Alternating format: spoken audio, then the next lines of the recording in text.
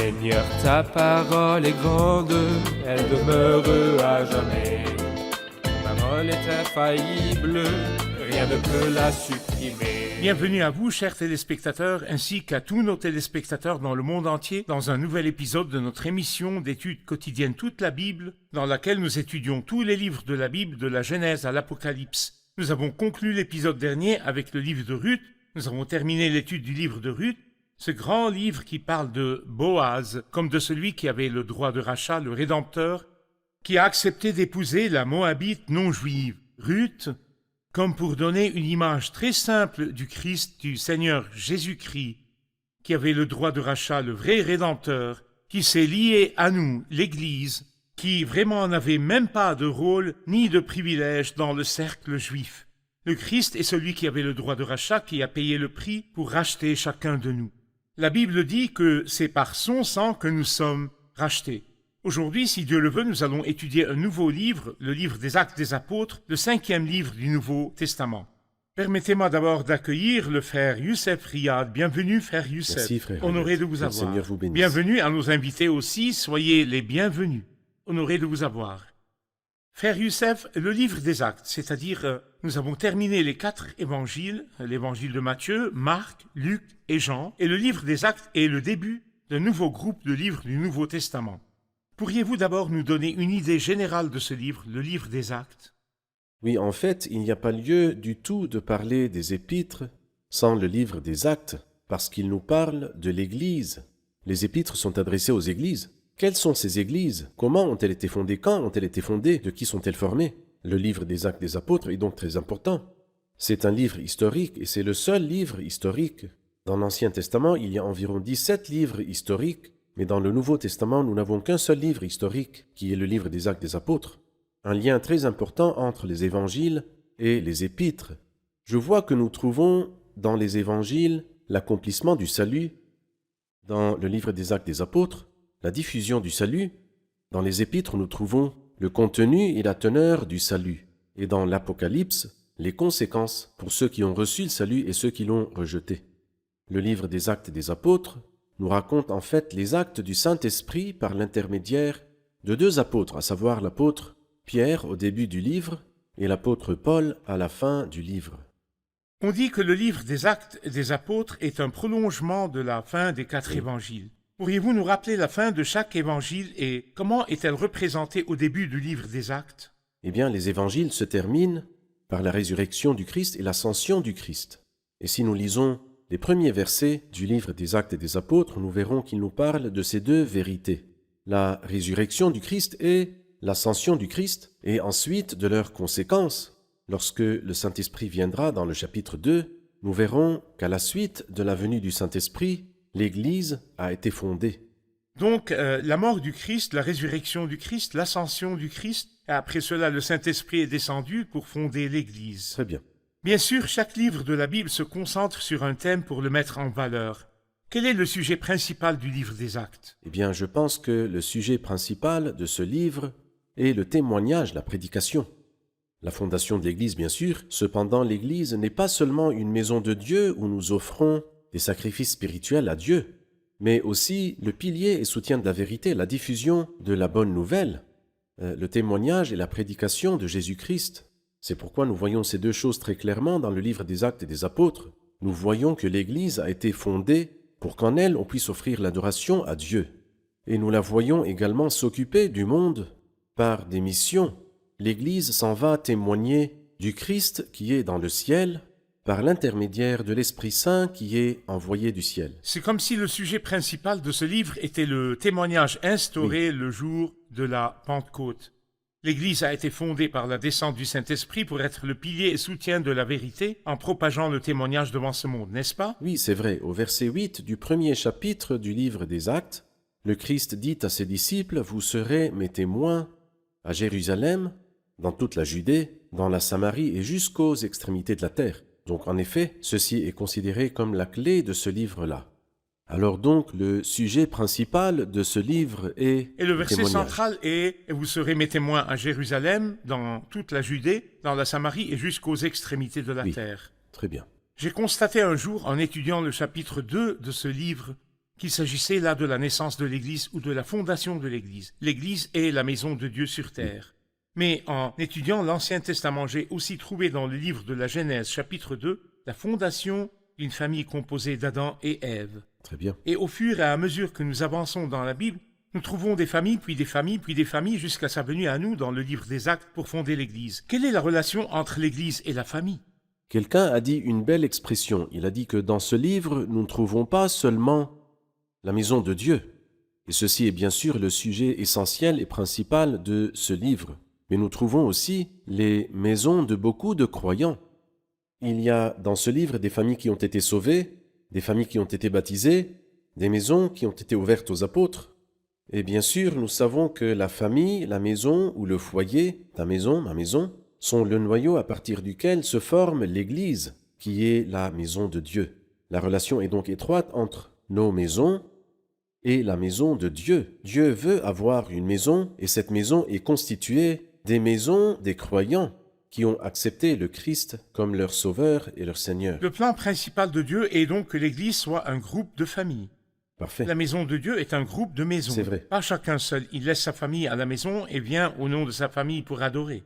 Exactement. C'est pourquoi nous avons un beau verset dans Actes chapitre 16 que Paul a dit au gardien de la prison de Philippe qui était grossier et dur de cœur, mais le Seigneur l'a changé. Et lorsqu'il demanda « Que faut-il que je fasse pour être sauvé ?» la réponse précise et opportune est venue « Crois au Seigneur Jésus, tu seras sauvé, Toi et ta famille. et ta famille. » Et moi je pense que ces paroles sont pour tout le monde. Si moi je suis sauvé, alors Dieu veut aussi que ma famille soit avec moi pour adorer le Seigneur. Parfait. Nous allons faire une pause puis prendre la question des invités. Nous nous retrouverons après la pause. Chers téléspectateurs, nous nous retrouverons après la pause, mais je vous encourage à enregistrer toutes vos questions et à nous les envoyer aux adresses qui apparaîtront pendant la pause. À tout de suite.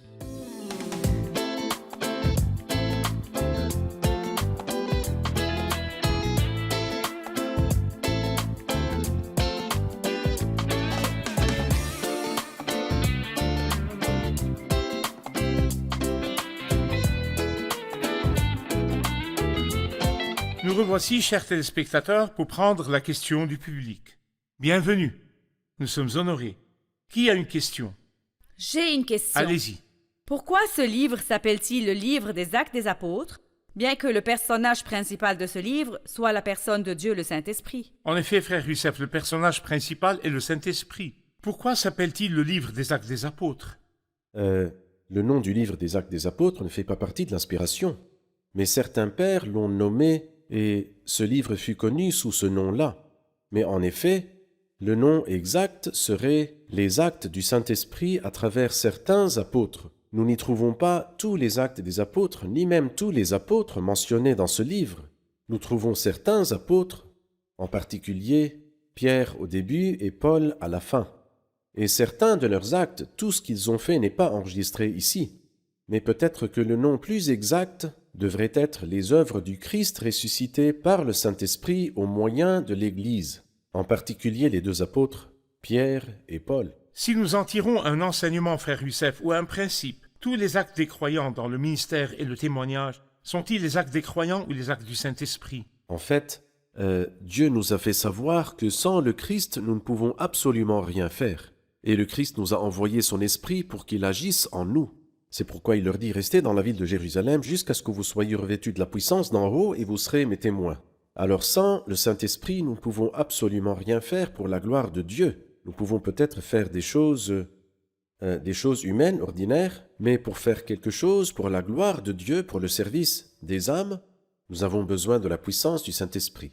Vous avez dit que le sujet principal du livre des Actes des Apôtres était la fondation de l'Église pour rendre témoignage à Dieu sur terre. Et cela a commencé le jour de la Pentecôte. Mais bien sûr, il y a d'autres sujets qui viennent au premier plan, des sujets clairs dans le livre. Pourriez-vous nous les rappeler? Eh bien, nous allons voir que le témoignage a été dirigé à la nation juive grâce à la patience de Dieu.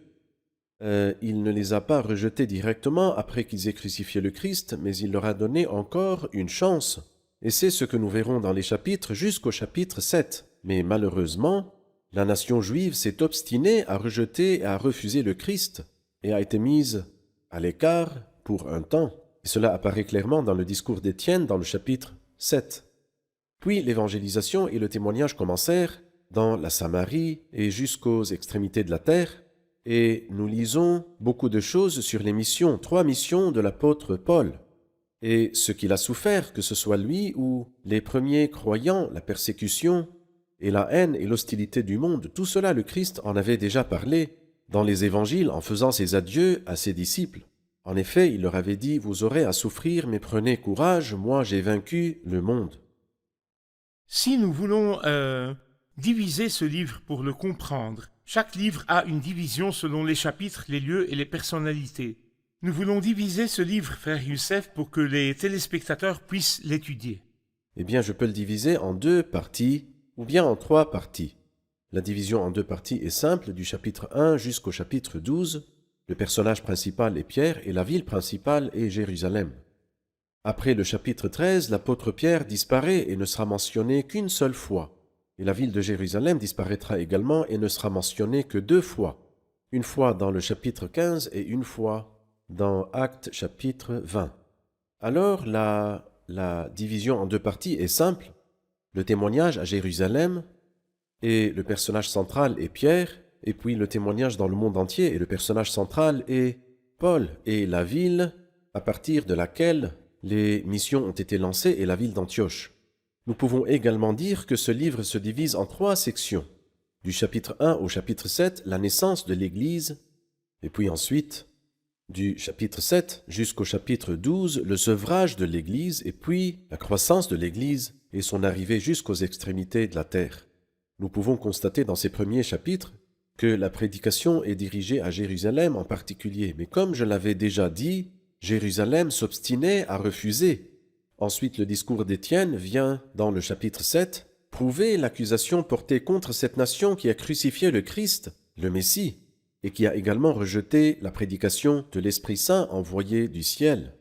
Du chapitre 7 au chapitre 12, une période de transition, et qui est le ministère de 2 hommes, Étienne et Philippe, et le salut de 2 hommes, Saul de Tarse et Corneille. Un peu plus tard, nous comprendrons leur situation particulière. Et ensuite, l'histoire des 2 villes, Antioche au chapitre 11 et Jérusalem au chapitre 12. Et ceci nous amène à la 3e partie, la partie des missions qui ont été menées par l'apôtre Paul.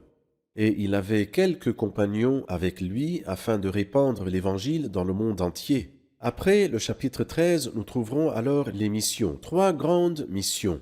L'apôtre Paul était l'acteur principal dans ces missions. Les voyages Oui. missionnaires, le premier, le deuxième et le troisième. Le premier, le deuxième et le troisième, et il avait quelques compagnons avec lui, comme Barnabas, Silas, Timothée, Luc et d'autres. J'ai remarqué quand vous avez parlé de l'histoire de 2 villes, bien sûr Antioche et Jérusalem. Oui, Et très probablement l'église de Jérusalem se composait des Juifs. Puis Antioche a commencé à avoir des non-Juifs. Et vous m'avez dit que c'était le ministère de 2 hommes, Pierre et Paul. Pierre s'adressait aux Juifs, aux circoncis, et Paul s'adressait aux nations. Très bien. Dites-nous comment la prédication est allée de la Judée aux extrémités de la terre, ou au monde, ou aux nations. eh bien le Seigneur a voulu bien sûr que la prédication et son œuvre arrivent, comme il l'a dit à la fin de l'évangile de Marc, aller dans le monde entier proclamer la bonne nouvelle à toute la création. Mais grâce à la fidélité de Dieu et de sa promesse ferme au Père, il n'a pas voulu écarter Jérusalem, qu'il avait crucifié, parce qu'il avait déjà prié pour ses meurtriers. Père, pardonne-leur. La prédication était donc à nouveau dirigée vers Jérusalem, lui donnant la chance d'accepter le Christ, son Messie, pour que viennent par la suite des temps de rafraîchissement et le Messie Jésus qui lui était destiné. Et c'était leur dernière chance. C'était leur dernière chance. Et comme ils s'obstinaient à refuser le Christ, le discours d'Étienne représentait l'accusation qui a annoncé la suppression de ce système. Mais nous trouverons que tout de suite après, au chapitre 8, la Samarie a accepté la parole de Dieu. Ensuite, l'eunuque éthiopien, le ministre éthiopien, qui a fait parvenir l'Évangile jusqu'à l'Éthiopie, et puis la conversion de l'apôtre des nations, Saul de Tarse, qui fera parvenir l'Évangile au monde entier. Ensuite, Corneille, qui fut le premier non-juif qui a accepté le Christ sans passer par le judaïsme. Ensuite vient l'histoire des 2 villes, Antioche, et l'œuvre de la grâce de Dieu en son sein quand pour la première fois les disciples furent appelés chrétiens à Antioche. Quant à Jérusalem, malheureusement, elle s'est obstinée à refuser. Elle a tué Jacques, le premier des apôtres martyrs, et a voulu tuer Pierre. Cependant, son ministère n'était pas encore terminé. Vous dites aussi que le témoignage est allé de Jérusalem à la Judée, à la Samarie et jusqu'aux extrémités du monde. C'est vrai. C'est ce que le Seigneur avait dit. Exactement. Et vous serez mes témoins à Jérusalem, dans toute la Judée, dans la Samarie et jusqu'aux extrémités de la terre. La commission a commencé à s'accomplir C'est vrai. suite à la venue du Saint-Esprit. Tout à fait, Parfait. exactement. Frère Youssef, vous dites que Jacques est le premier martyr des apôtres. Et nous savons qu'Étienne est le premier martyr de la chrétienté. En effet, Étienne a été le premier à être martyrisé. Mais Étienne était diacre, comme nous le lisons dans le chapitre 6 du livre des Actes. Il a été le premier à être martyrisé. Mais ce que je veux dire, c'est que dans Actes chapitre 12, Jacques, qui est le frère de Jean, Hérode, l'a tué, l'a fait mourir par l'épée. Et il fut le premier des apôtres martyrs. Je voudrais montrer en fait qu'au chapitre 12, l'inimitié et la férocité de Jérusalem se poursuivaient. Non seulement ils ont tué Jacques, mais ils voulaient aussi tuer Pierre, mais cela n'a pas été fait. Et là, nous faisons la différence entre Étienne, qui était diacre, et Jacques, qui était apôtre. Le premier martyr parmi les apôtres, mais Étienne a Parfait. été le premier martyr, de la chrétienté. chrétienté. Nous allons faire une pause, puis prendre la question du public. Je vous retrouve après la pause. Ne quittez pas.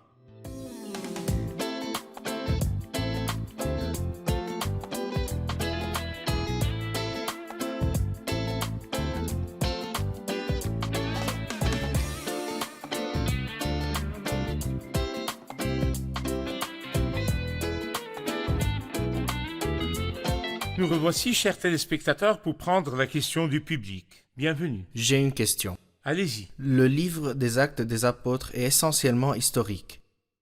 À quoi sert l'histoire dans la Sainte Bible? Oui, vous avez dit, frère Youssef, que c'était le seul livre historique du Nouveau Testament. À quoi sert l'histoire dans la Bible?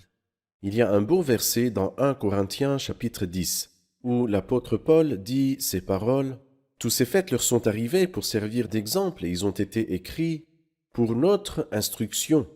Tout d'abord, nous apprenons beaucoup de l'histoire. Et ce qui s'est passé à la première époque apostolique est reproductible. Et bien sûr, tenant compte du fait qu'il s'agissait d'une période de transition, mais la haine du monde et la résistance de Satan au témoignage risquent de se répéter. Comment les apôtres se sont-ils comportés? Comment les premiers chrétiens se sont-ils comportés? Il est important que nous le sachions, car nous avons un exemple divin de l'Église dans sa puissance, pour qu'aujourd'hui nous suivions son exemple. Parlez-nous du danger de ne pas lire l'histoire en général. En effet, l'histoire est pleine de leçons et d'enseignements, mais malheureusement très peu de gens tirent des leçons de l'histoire. Nous avons le devoir de lire et de se concentrer sur l'histoire sainte. Comme je l'ai souligné, ce qui s'est passé peut se répéter. Tous ces faits leur sont arrivés pour servir d'exemple. Ils ont été écrits pour notre instruction. Donc nous avons besoin de tirer des leçons de l'histoire, qu'il s'agisse de l'histoire sainte de l'Ancien Testament, des 17 livres qui racontent une histoire merveilleuse, et cela durant une période de 4000 ans, ou bien de l'histoire de la petite histoire d'une trentaine d'années. Le livre des Actes des Apôtres parle d'une période d'environ 30 années, et cela à partir de la résurrection du Christ jusqu'à la première incarcération de l'apôtre Paul. Cette histoire est pleine de leçons extrêmement utiles pour tous les enfants de Dieu. Vous m'avez dit un jour que on dit que l'histoire a prouvé que les gens ne lisent pas l'histoire ou que le monde ne lit pas d'histoire. Oui, en fait, c'est ce qu'a dit le philosophe Hegel. Il a dit cette belle phrase « L'histoire nous a appris que l'homme n'a rien appris de l'histoire. » Mais j'espère que nous-mêmes nous apprendrons de l'histoire. Nous apprendrons beaucoup de l'histoire. Car si les gens avaient lu l'histoire, ils n'auraient pas répété les erreurs Exactement. de leurs prédécesseurs. Exactement. Et en fait, quand on étudie vraiment l'histoire, on s'aperçoit qu'elle se répète, et presque, à peu près de la même manière, elle se répète. Tous les 40 ans, tous les 100 ans, tous les 1000 ans, elle se répète. Parfait. Frère Youssef, dans le livre des Actes, bien sûr, il est clair que c'était le début de l'Église et la première ère apostolique.